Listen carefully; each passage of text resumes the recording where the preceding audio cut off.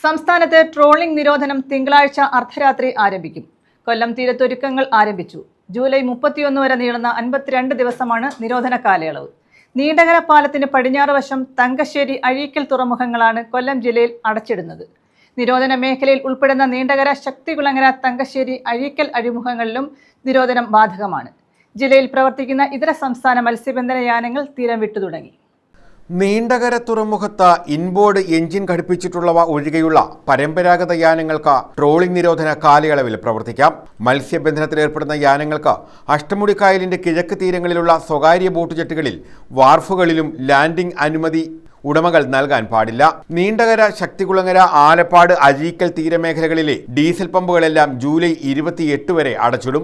മത്സ്യഫെഡിന്റെ നീണ്ടകര, ശക്തികുളങ്ങര, അഴീക്കൽ തീരമേഖലകളിലെ നിശ്ചിത പമ്പുകൾക്കും അഴീക്കലിലെ ആലപ്പാടൻ ജം, കുജിത്തുറ marine diesel, 1000 തെങ്ങ്, നടയിൽ കിഴക്കതിൽ എന്നീ സ്വകാര്യ പമ്പുകൾക്കും പ്രവർത്തനാനുമതിയുണ്ട്.